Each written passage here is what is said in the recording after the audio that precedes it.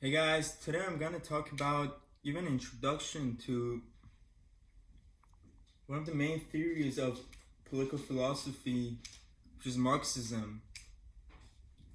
It's really difficult to define Marxism both in political discourse or social discourse, but I would I would personally define Marxism as not so much an ideology, but a way of looking at economic, political, social, historical, and scientific phenomena.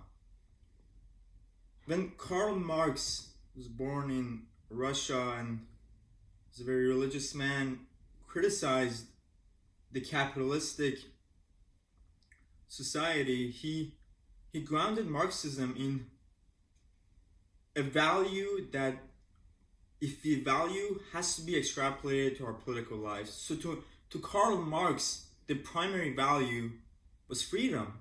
As so many people think that Marxism is concerned with equality, that's a misconstrual of Marxism. Marxism is concerned with freedom. But to Marxism, the conception of freedom is so much different than capitalistic freedom. When a Marxist says a term like dialectical materialism or historical materialism, they ground freedom in individuals being connected with their day labor. Karl Marx, when he criticized the capitalistic industrial society of those times, he criticized capitalism because it is corrosive and the dehumanizing and corrosive element of capitalism, in which people are like cogs in a machine. They're just working in the system. They wake up from 9 a.m. to 5 p.m. They just do what they're supposed to in the factory. Then they're not really concerned with their work. They're not really connected with their work. That's why to Marx, the primary value was not equality, so everyone becomes equal. To Marx, the primary value was freedom, but we are only able to become free when we live intellectual lives, when we are aware of our social and political practices. And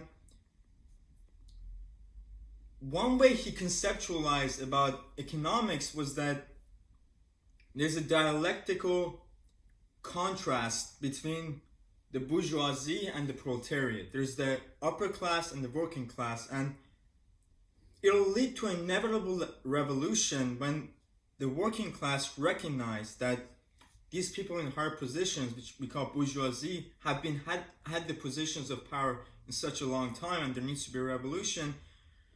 And I guess Marxism, that's from the political standpoint and economic standpoint, but when you think about Marxism within the purview of science or philosophy or sociology, it's a quite distinct way of looking at things. It's Max Horkheimer, Theodore Adorno, Antonio Gramsci, all these neo-Marxist, postmodernist thinkers, they were neo-Marxists because they criticized a certain ideology of capitalism, which at first might seem strange. How would an economic system be an ideology? How would a scientific system be an ideology?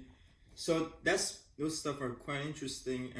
And one of the thinkers, Michel Foucault, he wrote a book, Madness and Civilization, and he was one of the neo-Marxist thinkers. And he said the way we look at this is that science is clearly not just a unified domain. It's a continuous paradigm. When throughout the history of the United States, science has not always been a body of knowledge, but more as a power relation domain in which affects our institutions. Just think about the thousands of people who were sterilized, or they were done lobotomies, or there were malpractices, or they were exploited just for the purpose of science as an experiment. So that's Marxism within the purview of science. Like Max Horkheimer and Theodore Adorno, Michel Foucault criticized the ideology of science in such a way that science is really a mountain of power in which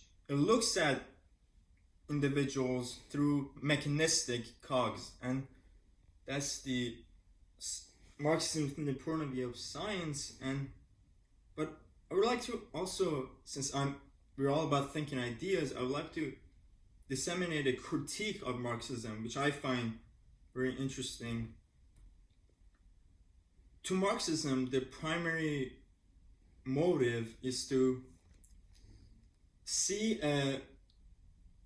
the society which we live in, whether the milieu or the environment or the political context, as always being oppressive, as if the odds are against us, as if there is a